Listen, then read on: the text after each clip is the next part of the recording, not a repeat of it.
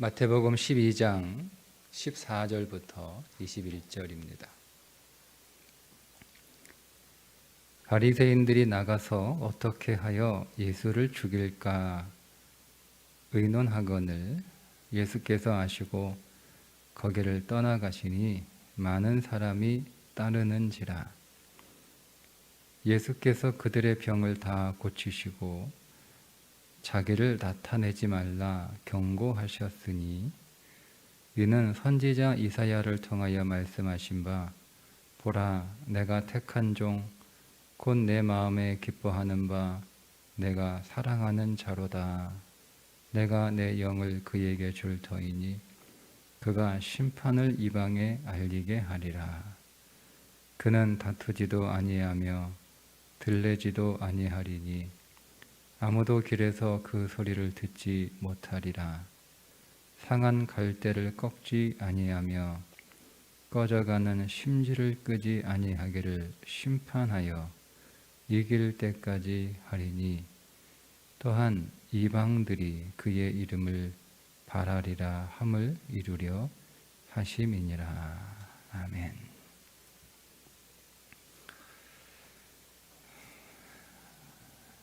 바리새인들이 예수님을 어떻게 죽일까 의논하는 것을 아시고 그들을 떠나 다른 곳으로 가시는데 많은 사람들이 예수님을 따르고 있었습니다. 바리새인들은 예수님을 어떻게 죽일까 의논하고 있었고 일반 대중들은 예수님을 따르고 있었는데 이 따른다라고 하는 의미가 예수님의 정체를 제대로 알아서 예수님을 따르는 자들이 아니라 예수님이 보여주는 기적과 같은 일들을 기대하며 그 호기심 속에 따라가는 사람들입니다. 그래서 예수님께서 그들에게 병을 고치고 그들의 병을 고치시고 하신 말씀이 자기를 나타내지 마라 하고 경고하셨다는 거예요. 경고라고 하는 말이 긍정적인 단어는 아니잖아요. 부정적인 단어입니다. 그러니까 예수님이 자신에게 나와서 자기의 병을 고쳐달라고 요청하는 사람들의 병을 고쳐 주시면서 어디 가서 내가 고쳤다고 말하지 마라고 경고하셨다는 거예요. 왜냐하면 예수님은 사람들에게 병을 고치는 능력자로 알려지는 것을 원하지 않으셨다는 겁니다. 예수님이 이 땅에 병을 고치러 오신 것은 아니거든요.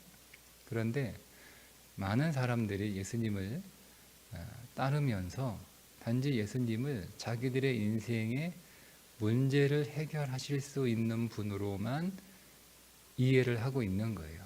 그래서 그 문제를 해결해 달라고 예수님을 따르고 있기 때문에 예수님이 그렇게 사람들에게 알려지기를 원하지 않으셨던 거죠. 그래서 경고하신 거예요. 경고.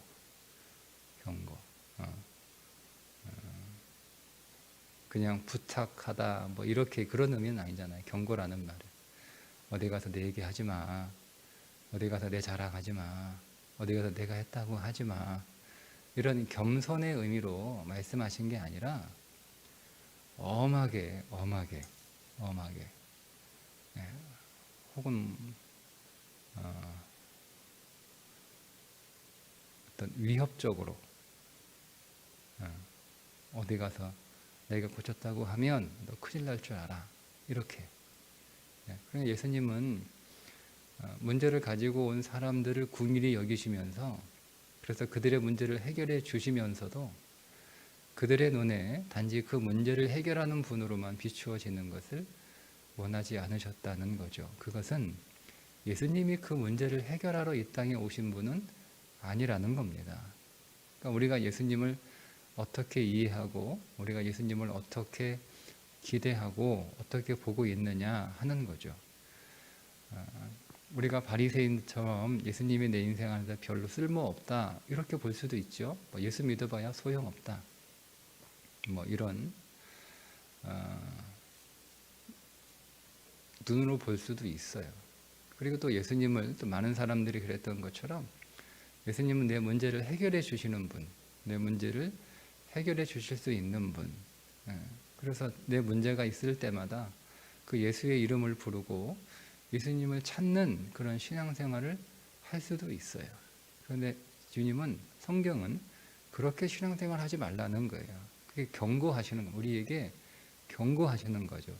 너 그런 식으로 신앙생활 하지 마라. 그런 식으로 교회 다니지 마라. 그러니까 문제 해결을 목적으로 신앙생활 하지 마라. 이렇게 경고를 하시는 거예요. 교회를 나오면서 네가 가지고 있는 문제를 해결받기 위해 교회 나오는 그런 식으로 예수 믿지 마라. 이렇게 경고하시는 거예요. 예수님이 우리들에게 경고하시는 거예요.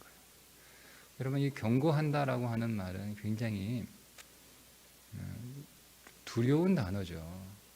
그게 이제 이어지는 말씀에서 그게 어떤 의미인지를 자세하게 설명해 주고 있습니다. 예수님이 어떤 분인지 이사야서에 있는 말씀을 인용을 하면서 거기에서 이미 예언된 메시아에 관한 말씀을 예수님이 또 다시 한번 인용을 하십니다. 이사야에 있는 말씀, 보라 내가 택한 종 곧 내 마음에 기뻐하는 바 내가 사랑하는 자로다. 내가 내 영을 그에게 줄 터이니 그가 심판을 이방에 알게 하리라. 심판을 이방에 알게 하리라. 그러니까 예수님은 심판하시는 그리스도라는 겁니다. 물론 지금 현재의 과정은 그렇지 않죠.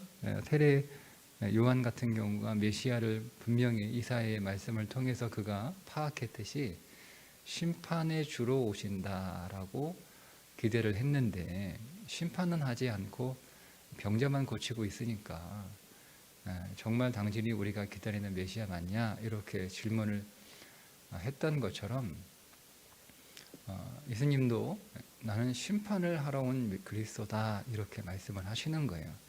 그런데 그 전에 어떤 일을 하시냐면 내가 심판을 하러 왔지만 내가 막 사람들에게 호령하면서 사람들에게 큰 소리로 소리 지르면서 그렇게 일하지 않고 상한 갈대를 꺾지 않고 상한 갈대는 다 썩은 갈대를 의미하거든요. 갈대가 다 썩었어요.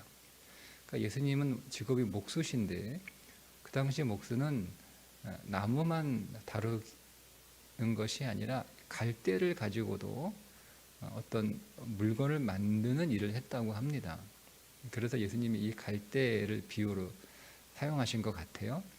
예수님이 갈대를 꺾어서 어떤 물건을 만드신다고 할 때 제대로 된 튼튼하고 이렇게 잘 자란 갈대를 꺾어서 그거를 가지고 물건을 만드실 것이고, 상한 갈대, 다 썩은 갈대는 그냥 그 썩은 게 다른 옆에 있는 갈대까지 옮겨서 또 상할까봐 다 꺾어버리고 잘라버리고 그러잖아요. 근데 그렇게 하지 않으신다는 거죠. 꺼져가는 심지를 끄지 않는다. 여러분 등불이나 이렇게 다 꺼져가면 뭐 조금 두면 다 이렇게 꺼져가고 꺼져가기 전에 막 끓음 생기고 그러잖아요. 그럼 아예 그냥 그게 다시 살아날 일은 없으니까 그냥 꺼버리잖아요. 근데 그거를 끄지 않는다 이렇게 말씀을 하시는 거예요. 그러니까 예수님은 지금 분명히 예수님은 심판을 하세요. 그죠? 다시 오셔서 그분은 심판을 하세요. 그런데 예수님이 처음 초림하셨을 때는 예수님이 내가 메시아다, 내가 왕이다, 다 내 앞에서 엎드려라,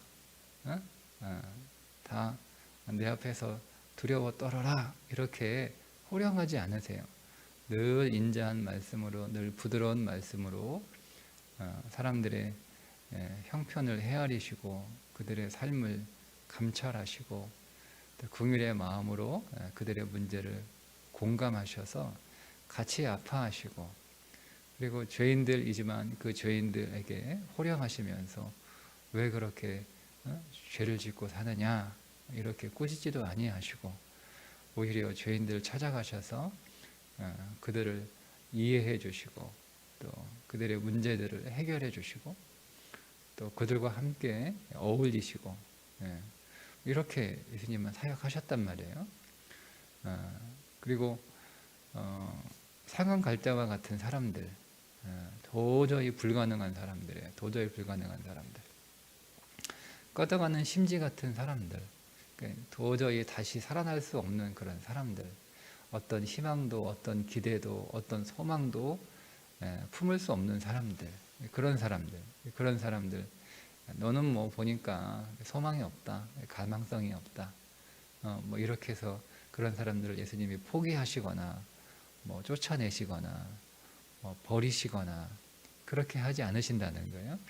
그래서 계속 그런 사람들도 주님께서 상한 갈대지만 그들을 치유하시고 회복시켜 주시고 또 일으켜 세워 주시고 꺼져가는 심지지만 그들의 열정을 다시 불러 일으키시고 그들에게 열정을 다시 심어주시고 그렇게 하신단 말이에요. 자, 지금 예수님이 그렇게 지금 하고 계세요.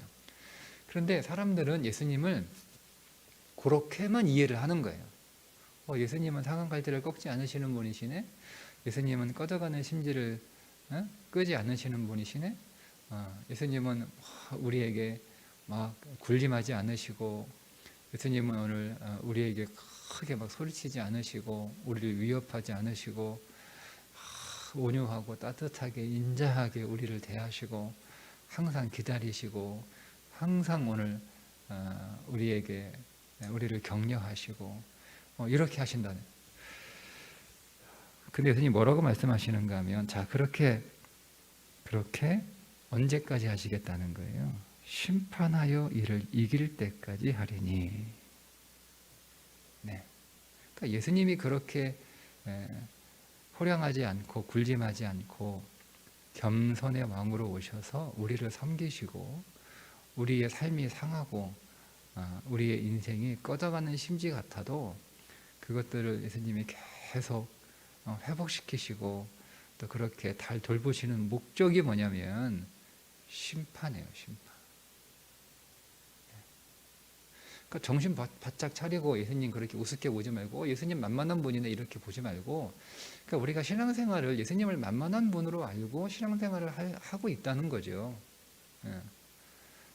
예수님은 언제나 우리를 그렇게 기다리시고 언제나 그렇게 긍휼로 덮어주시고 언제나 우리에게 따뜻하시고 우리는 언제에게 오늘 우리를 격려하시고 또 우리를 이해해 주시고 언제나 오늘 우리를 용서하시고 그러니까 뭐 그냥 예수님 굉장히 좋은 예수님을 만만하게 보는 거예요. 그래서 신앙생활을 그런 식으로 하는 거죠. 그러니까 우리가 그리스도의 그런 인자와 긍휼하심을 통해서 죄에서 돌이키고 세상을 떠나고 오늘 우리의 삶의 영역을 잘 보세요, 여러분. 하나님께서 아브라함에게 주신 땅은 가나안인데 가나안의 경계는 남쪽으로는 애굽이고 그리고 북쪽으로는 유브라데스 강입니다. 그러니까 그게 아브라함이 주신 영토예요. 이게 되게 중요한 개념인데 애굽은 세상이에요. 그죠? 그러니까 우리를 세상에서 건지신 거예요. 세상으로 가지 말라는 거예요. 그게 우리의 삶의 경계예요. 유브라데. 원래 히브리 사람들을 유브라데를 건넜다. 히브리가 건너다라는 뜻이고요. 어디를 건넜냐면 유브라데 강을 건넌 거예요. 유브라데 그 이편에는 우상이에요. 우상. 아브라함이 우상을 숭배하는 자의 삶을 살았잖아요. 그죠? 그러니까 아브라함이 주신 그 삶의 영역은 두 개의 경계를 넘어가면 안 돼요. 하나는 세상 경계를 넘어 세상으로 가도 안 되고 경계를 넘어 우상 숭배하는 삶으로 가면 안 되는 거예요. 그 경계 안에서 살아야 되는 거예요. 근데 우리는 계속 세상도 넘어가고 세상도 넘보고 또 우리가 우상 우상도 섬기고 우상의 신앙으로 살아가고, 그때 그게 죄거든요. 예수님이 계속 우리의 그런 삶을 긍휼로 대하시고 인자로 다루시고 또 사랑으로 우리를 격려하시고, 그래서 오늘 우리에게 기다리시고 기대하시고 하신단 말이에요. 그러면 우리는 그 주님의 인자와 긍휼로 우리는 거기에서 빨리 돌이켜야 되거든요. 애굽에서 빨리 나와야 되고, 더 이상 애굽을 바라보지 않고 빨리 다시 그 이전에 우상 숭배하는 삶으로 다시 강을 넘어서 그 삶으로 가지 않고 다시 넘어와야 되거든요. 완전히 넘어와서 하나님이 주시는 그 땅의 영역 안에서, 그래서 그리스도가 오늘 우리를 기대하는 장성한 분량의 성장을 계속 이루면서 살아가야 되는데 만만한 거예요. 예수님이 만만한 거예요. 그게 경고의 의미예요. 그런 식으로 나를 믿지 마라. 그런 식으로 나를 얘기하지 마라. 그런 식으로 나를 전하지 마라, 이거예요. 예수님은 내 문제 해결해 주신 분이야. 예수님은 나에게 복을 주셔가지고 우리 자녀 잘 되게 해주신 분이야. 예수님은 내 질병을 고쳐주신 분이야. 뭐 이렇게만 예수님을 기대하고 예수님을 전하고 예수님을 만나지 말라는 거예요. 그래서 경고하시는 거죠. 그러면 너 큰일 난다. 계속 나를 그런 식으로 쫓고 나를 계속 그런 식으로 이해하고 나를 계속 그런 식으로 믿으면 큰일 난다는 거예요. 내가 너를 언젠가 반드시 심판하는 거죠. 우리의 삶을 주님이 언젠가 반드시 심판을 하세요. 그죠? 그때는 인자와 긍휼로 심판하시는 것이 아니라 공의로 심판하십니다. 그때 가서도 예수님이 오늘 우리의 삶을 다 정산하실 때, 그때도 인자와 긍휼로 예수님이 오늘 우리의 삶을 정산하셔서 다 봐주실 거다라고 생각하면, 그때 예수님이 뭐라고 말씀하시겠어요? 떠나라, 내가 너희를 도무지 알지 못한다, 이렇게 말씀하신단 말이에요. 그런 게 없어요. 그때는. 그러니까 우리가 예수님을 제대로 알고 정확히 알고, 그분이 우리의 삶에 왜 내 문제를 해결해 주셨는가, 왜 내 질병을 치유해 주시고, 왜 오늘 우리의 가정을 화목하게 하시고, 왜 오늘 우리의 손을 능하게 하셔서 오늘 우리의 인생이 잘 풀리게 하시고, 우리의 무너진 우리의 삶을 다시 일으켜 세우시고, 이렇게 하시는 이유가 뭐냐면,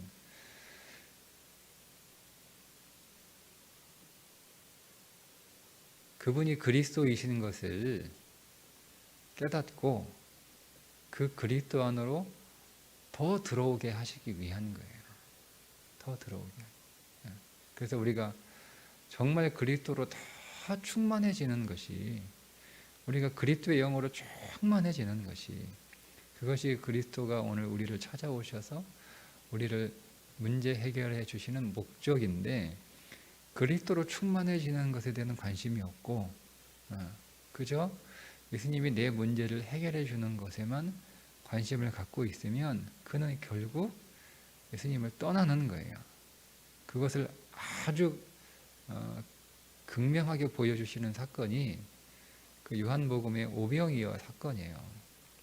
예수님이 2,000명이나 되는 사람들을 오병이어로 배불리 먹이시고 12광주리가 남을 만큼 풍성하게 그들의 배고픔의 문제, 즉 그들이 먹고 사는 문제를 해결해 주셨을 때, 사람들이 다음날 더 많은 사람들이 예수님을 찾아왔겠죠. 그죠? 얼마나 소문을 냈겠어요. 야, 가니까 저 예수라는 선생님이 우리를 얼마나 배불리 먹여주시는지, 가자. 예수께로 가면 배고플 일 없다. 예수께로 가면 항상 배부르다. 예수께로 가면 먹을 게 많다. 사람들 얼마나 많이 데리고 왔겠어요? 근데 예수님이 그날 어제처럼 떡과 고기 주실 생각은 않고 계속 하신 말씀이에요. 내가 생명의 떡이라는 거예요. 나를 먹으라는 거예요. 그러니까 예수님이 물고기와 떡을 주시는 목적은 그들의 배고픔을 해결해 주시는 것이 목적이 아니라 당신을 양식으로 주시는 게 목적이라는 거죠. 네. 그러니까 예수님이 오늘 우리의 모든 문제, 그것이 배고픔의 문제이든 질병의 문제이든 가정의 문제이든 직장과 사업의 문제이든 관계의 문제이든 그 모든 문제를 해결해 주시는 목적은 뭐냐면 예수님 당신을 오늘 우리에게 주시기 위한 거예요. 그러니까 오늘 우리의 모든 문제의 본질은 뭐라는 거예요? 우리 안에 예수가 없는 거예요. 예수가 약한 거예요. 예수가 부족한 거예요. 우리가. 예. 그런데 그거를 이렇게 야 예수님 막 사람 배고파 죽겠는데 그래가지고 기진해가지고 다 막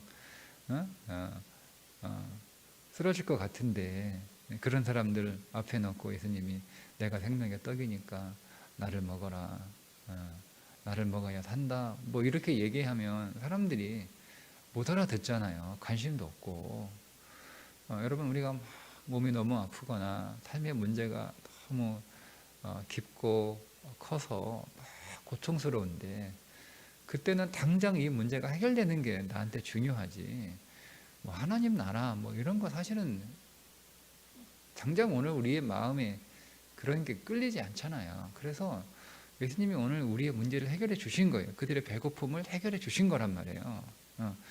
그들이 배고프고 좀 마음의 여유가 있어야 귀가 열리고 들리니까. 그래서 그들의 배고픔을 해결해 주신 거죠. 그래서 그들이 이제 배고프지 않고 예수님께 나왔을 때 이제 그들이 허기지 않고 몸도 마음도 이제 괜찮으니까 그제서야 예수님께서 이제 정말 주고 싶은 생명의 떡에 관한 말씀을 하셨던 거예요. 그런데 사람들은 예수님이 생명의 떡이라는 것에 대해서 전혀 관심이 없고 오로지 오늘도 어제처럼 우리를 배불리 먹여주시는 것에만 관심을 갖고 그것만 기다리고 있는 거예요.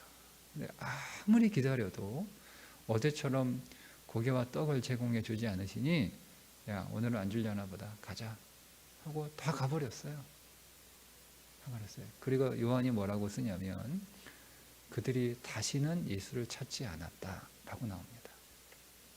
다시는 찾지 않아요. 그래서 제자들에게 너희들도 떠나려느냐 이렇게 물으시잖아요. 그러니까 제자들이 생명의 말씀이 주께 있사오니 우리가 어디로 갑니까? 이렇게 대답을 합니다. 그러니까 이게 요한이 우리에게 주고 싶은 메시지고 마태도 오늘 똑같은 메시지를 주고 싶은 거예요. 예수님이 오늘 우리에게 주시고 싶은 것은 생명의 떡이지 우리의 육신의 떡이 아니라는 거죠.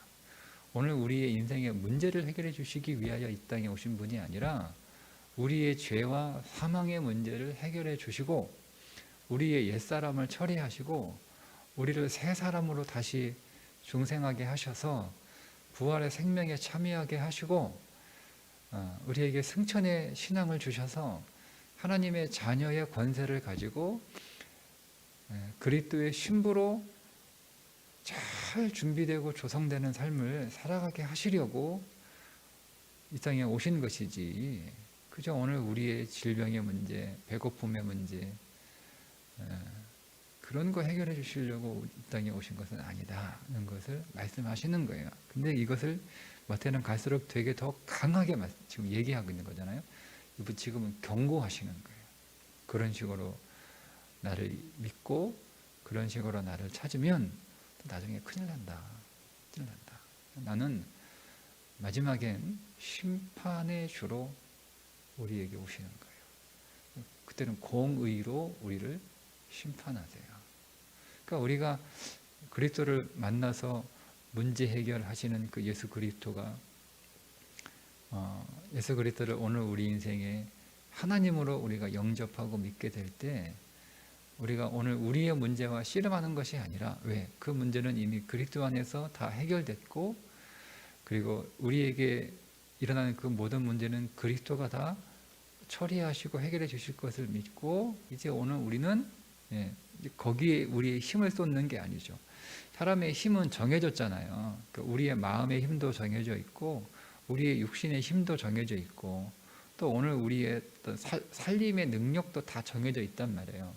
근데 우리의 그 모든 능력들을 우리는 지금 다 어디에 썼냐면 우리의 육신의 문제를 해결하는 것과 싸우는 데 힘을 다 써서 정작 우리의 영을 다루는 일에는 우리가 쓸 힘이 없었던 거예요.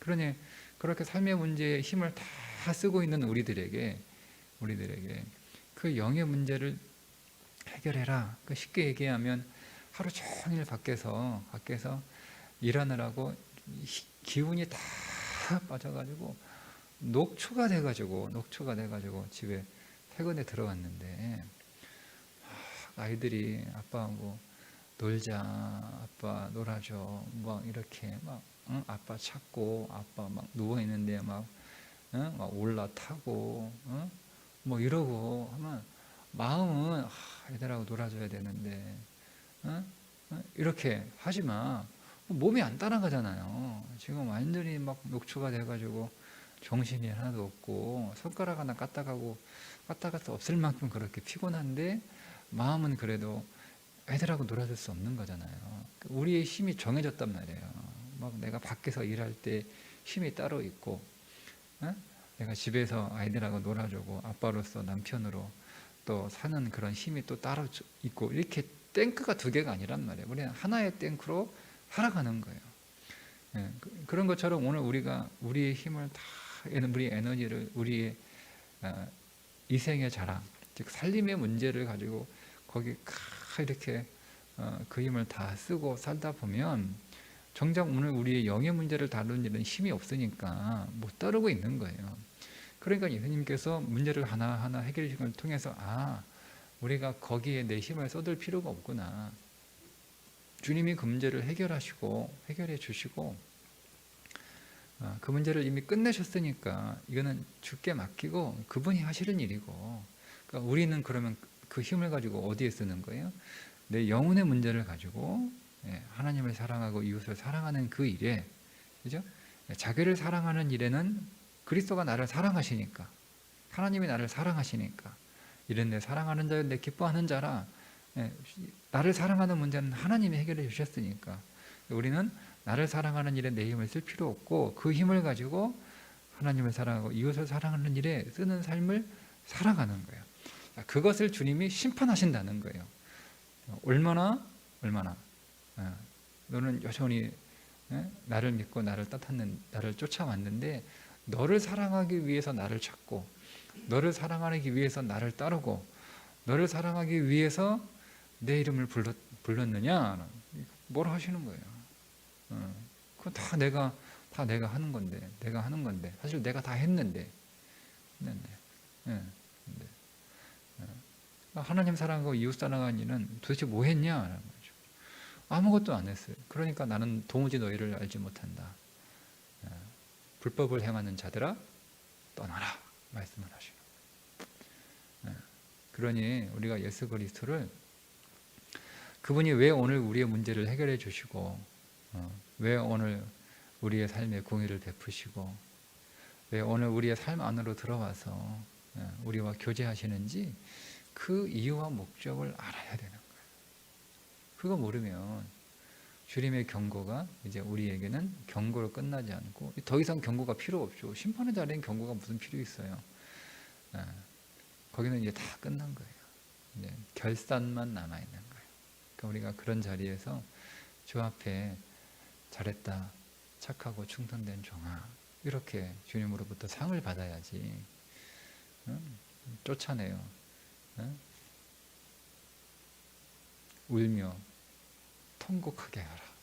이렇게 떨어지면 안 되잖아. 그러니 여러분 우리가 그분을 그리스도로 알고 그분 안에서 주어진 생명을 계속 공급받아서 그분을 생명의 떡으로 취해 우리가 우리의 영이 강해져서 뜰의 신앙으로 살아가는 것이 아니라 성소의 신앙도 아니에요.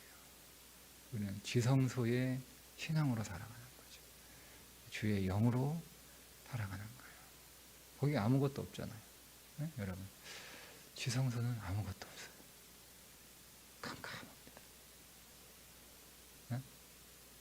캄캄. 뜰에는 많아요. 고기가 얼마나 많아요. 고기가 온갖 종류의 고기가 있잖아요.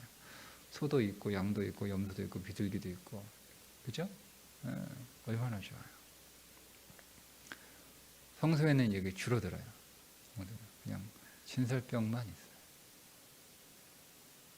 초가 밝히는 불빛만 있고, 그게 성소예요. 근데 지성소 가면 아무것도 없어요. 캄캄합니다. 먹을 것도 없어요. 뭐만 있어요? 언약궤만 있는 거예요. 쉬운 좌만 있는 거예요. 우리는 그 안으로 계속 들어가요. 그러니까 보세요. 성전도 계속 세상하고 단절되는 거예요. 계속. 예. 근데 우리는 뭘 기대하냐면, 우리는 성소에서 지성소로 가는 걸 더 좋아하고, 지성소에서 뜰로 가는 걸 좋아하고, 뜰에서 뜰 밖으로 가는 걸 더 좋아하는 거예요. 거꾸로죠. 세상에서 뜰 안으로 들어와야 되고, 뜰 안에서 성소로 들어가야 되고, 성소에서 지성소로 들어가야 되는 게 신앙의 과정이거든요. 그러니까 안 들어가는 거예요. 뜰까지 왔는데 너무 좋은 거예요. 재밌잖아요. 뭐 소도 잡고 양도 잡고, 불로 태우기도 하고, 그게 막 얼마나 다이나믹합니다. 그죠? 네. 오늘 말씀이 오늘 사실은 내용은 알겠지만 사실 어려워요. 이것을 우리의 삶으로 가져와 우리가 그리스도를 더 양식으로 먹는다는 게 무엇인지 잘 어려워요. 그러나 성경은 우리들에게 끊임없이 그리스도 당신도 끊임없이 나를 생명의 떡으로 취하고 먹으라 라고 말씀하고 있으니, 오늘도 모든 것을 그리스도로 먹으시면 되는 거예요. 모든 것을 그리스도로. 모든 것을 그리스도로 먹는 거예요. 사람도 그리스도로 먹고, 사건도 그리스도로 먹고, 환경도 그리스도로 먹고, 다 그리스도로 먹는 거예요. 우리가 밥을 먹어도 그리스도로 먹고, 무엇을 하든지 다 하나님의 영광을 위하여, 그 영광이라고 하는 뜻이 그리스도를 생명으로 먹는다는 의미예요.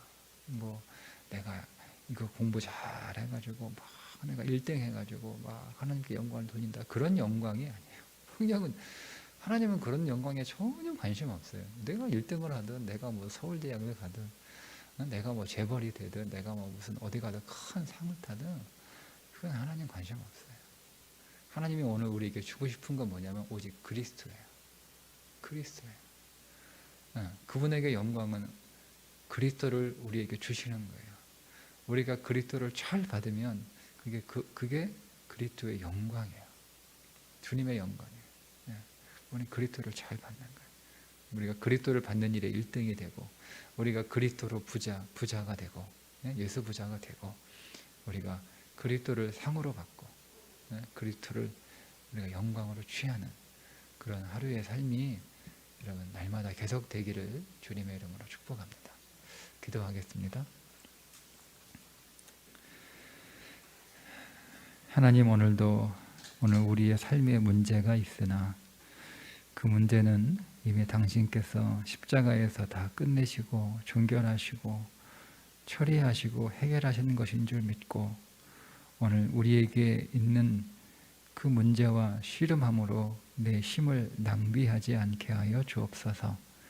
오직 오늘 우리는 그리스도를 더 얻는 일에, 그리스도 안으로 더 들어가는 일에, 그리스도로 더 풍성해지는 일에 우리의 온 마음과 온 힘을 다하여 우리의 걸음이 점점 더 지성소 안으로 들어가는 신앙이 되게 하시고, 결국 주님 다시 오실 때 우리가 주님이 기대하시고 주님이 오늘 우리에게 요구하시는 그 신부의 기준을 잘 갖춘 자로 서게 하여 주옵소서.